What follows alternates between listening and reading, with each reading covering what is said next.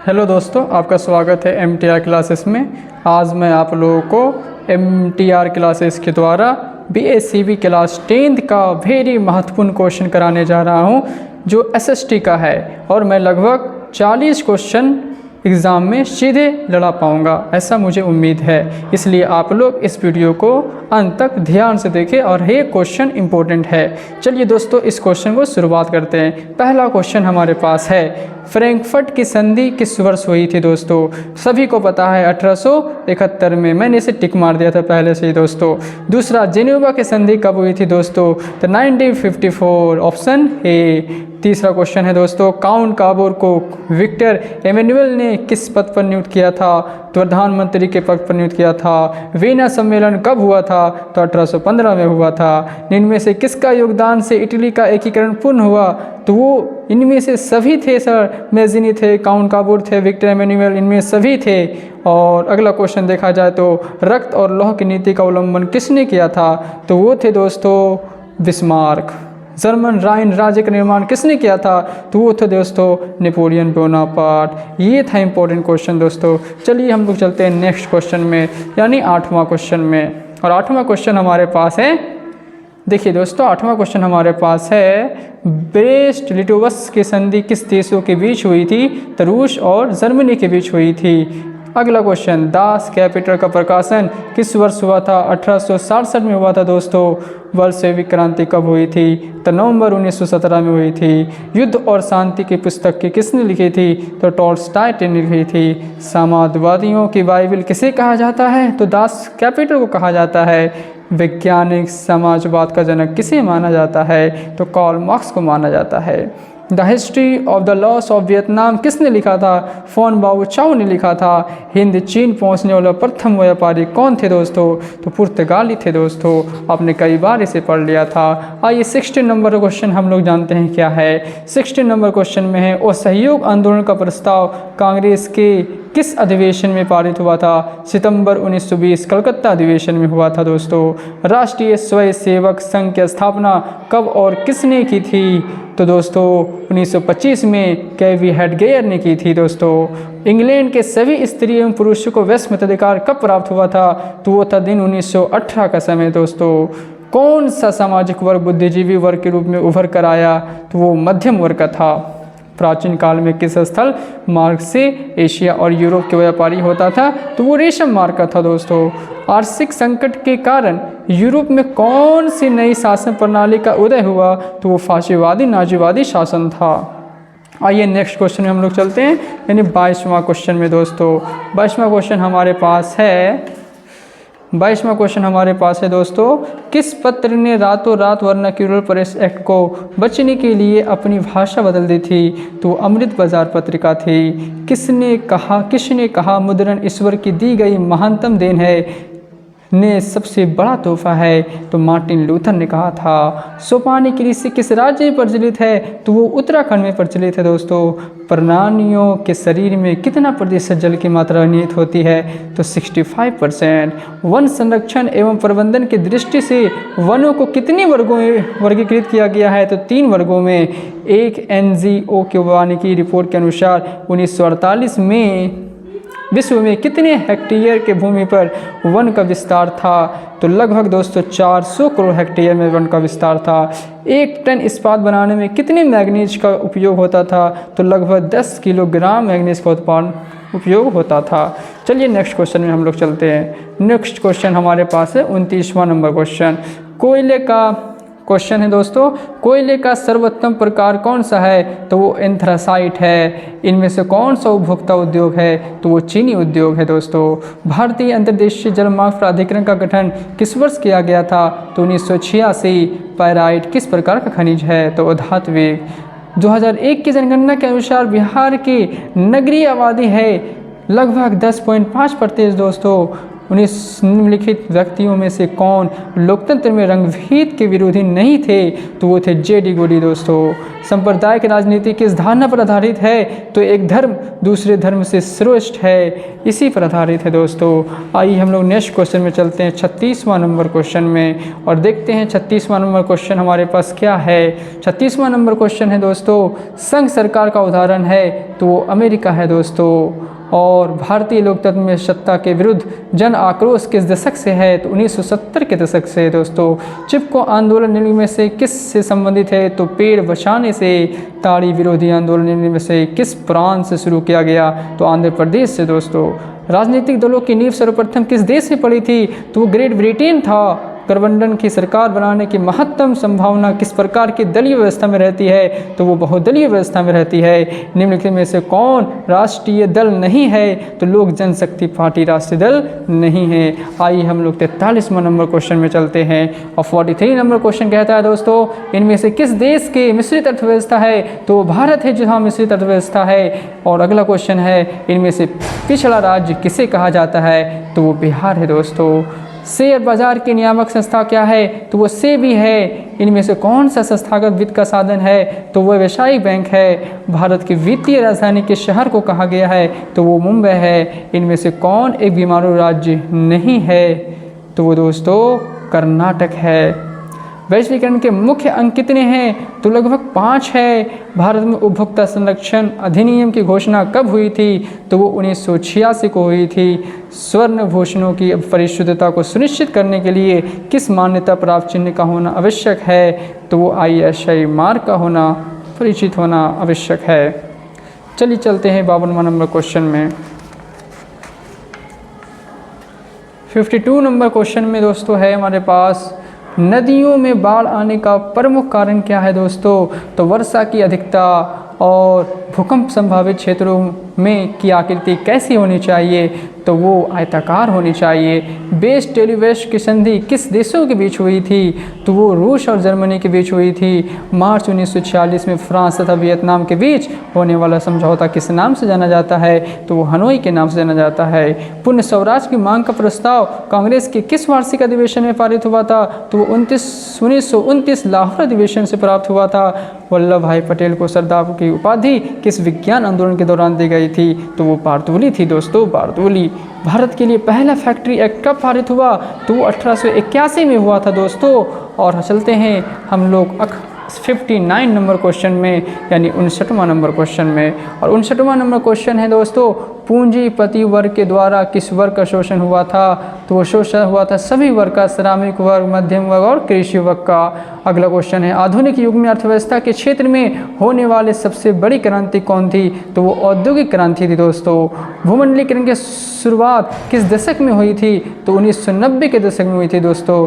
Gutenberg ने सर्वप्रथम किस पुस्तक की छपाई की थी, तो वो बाइबिल की थी दोस्तों। विश्व में सर्वप्रथम मुद्रण की शुरुआत कहाँ हुई थी, तो वो चीन में हुई थी दोस्तों।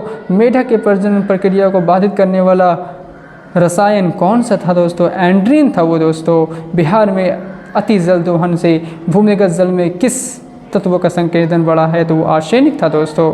संविधान की धार 21 का संबंध है दोस्तों वन्य जीव तथा प्राकृतिक संसाधन के संरक्षण से तथा कई संसाधनों से है दोस्तों, कई संसाधनों से है। आइए 67 नंबर क्वेश्चन में चलते हैं।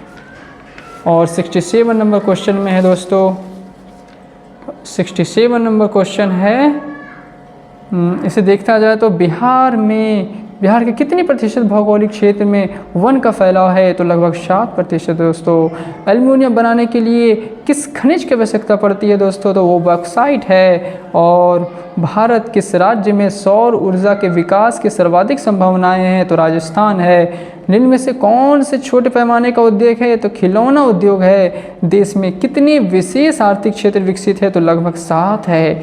बिहार की सीमा में रेल मार्ग की कुल लंबाई कितनी है, तो 6283 किलोमीटर है। और तल चिन्ह की सहायता से किस स्थान की मापी गई ऊंचाई क्या कहलाता है, तो स्थानिक ऊंचाई कहलाता है। चलिए चलते हैं 64 नंबर क्वेश्चन में। 64 नंबर क्वेश्चन है दोस्तों, जब हम लैंगिक विभाजन की बात करते हैं तो हमारा अभिप्राय होता है समाज द्वारा स्त्रियों और पुरुषों को दी गई और समान भूमिकाएं। और नेक्स्ट क्वेश्चन है दोस्तों, भारतीय संविधान के बारे में इनमें से कौन सा कथन सही है? यह धर्म के आधार पर भेदभाव की मनाही करता है। बिल्कुल सही दोस्तों, सत्ता में साझेदारी सही है क्योंकि विभिन्न समुदायों के बीच टकराव कम करती है। सही बात है दोस्तों। वर्ष 1975 ईस्वी भारतीय राजनीति में किस लिए जाना जाता है? तो देश में आपातकाल लागू हुआ था, इस कारण से। बिहार में संपूर्ण क्रांति का नेतृत्व इनमें से किसने किया था? तो जयप्रकाश नारायण ने किया था दोस्तों। अब चलते हैं 79 नंबर क्वेश्चन में, और 79 नंबर क्वेश्चन है दोस्तों हम लोग के पास। देखिए, नर्मदा घाटी परियोजना किन राज्यों से संबंधित है? तो वह राज्य है गुजरात, महाराष्ट्र, मध्य प्रदेश। निम्नलिखित में से किसे लोकतंत्र का प्राण माना जाता है? तो वो राजनीतिक दल है दोस्तों। दल बदल कानून निम्नलिखित में से किस पर लागू हुआ था? सांसदों और विधायकों पर हुआ था। जनता दल पार्टी का गठन कब हुआ था? तो 1999 में हुआ था। इनमें से कौन अर्थव्यवस्था के प्राथमिक क्षेत्र में सम्मिलित है? तो वो सेवा क्षेत्र है दोस्तों। जिस देश की प्रति व्यक्ति आय अधिक होती है वह देश कहलाता है विकसित देश। बिहार के किस जिले के प्रति व्यक्ति आय सर्वाधिक है? तो वो गया है दोस्तों। नेक्स्ट में हम लोग चलते हैं 86 नंबर क्वेश्चन में दोस्तों। भारत का केंद्रीय बैंक कौन सा है? Reserve bank of India. व्यवसायिक बैंक का सर्वप्रथम राष्ट्रीयकरण कब हुआ था? तो 1969 में हुआ था दोस्तों। ऊर्जा के मुख्य स्रोत क्या है? तो कोयला, विद्युत, पेट्रोलियम, ये सभी है दोस्तों। इनमें से कौन सी बहुराष्ट्रीय कंपनी है? तो वो है Ford Motors, Coca Cola, Samsung, ये सभी है दोस्तों। उपभोक्ता अधिकार दिवस कब मनाया जाता है? तो वो 15 मार्च। यदि किसी वस्तु का सेवा का मूल्य 20 लाख से अधिक तथा 1 करोड़ से कम है तो उपभोक्ता कहाँ शिकायत कर सकता है? राज्य आयोग में दोस्तों। भूकंप केंद्र के ऊर्ध्वाधर पृथ्वी पर स्थित केंद्र को क्या कहते हैं? तो अधिक केंद्र कहते हैं दोस्तों। किस युद्ध के बाद जर्मनी का एकीकरण पूरा हुआ था? तो वो सेडॉन का युद्ध था दोस्तों। अब चलते हैं नेक्स्ट क्वेश्चन, यानी 94 नंबर। साम्यवादी घोषणा पत्र के लेखक कौन थे दोस्तों? तो वो कार्ल मार्क्स और एंगल्स थे। अखिल भारतीय किसान सभा का गठन कब हुआ था? तो 1936 में हुआ था। भारत में Tata hydro electric power station की स्थापना कब हुई थी? 1910 में। और 95 स्थापनाएं किसकी रचना थी? मार्टिन लूथर की थी। हिंद स्वराज पुस्तक के लेखक कौन थे? महात्मा गांधी थे। औद्योगिक क्रांति योजना के तहत पहले या शुरू में कौन से उद्योग शामिल थे? तो वो उद्योग शामिल थे दोस्तों लगभग कोयला, मैग्नीशियम, विमानन यानी इत्यादि सभी थे। और निम्नलिखित में से किसी साम्यवाद संस्थापक के रूप में माना जाता है? तो वो कार्ल मार्क्स थे। नेक्स्ट क्वेश्चन में चलते हैं दोस्तों। अब हम लोग आ चुके हैं क्वेश्चन नंबर 101। कौन से संशोधन अधिनियम द्वारा सरकार का तीसरा स्तर बनाया गया था? 73वां संशोधन। और निम्नलिखित में से कौन सा पंचायती राज व्यवस्था का दूसरा स्तर है? तो वो पंचायत समिति है।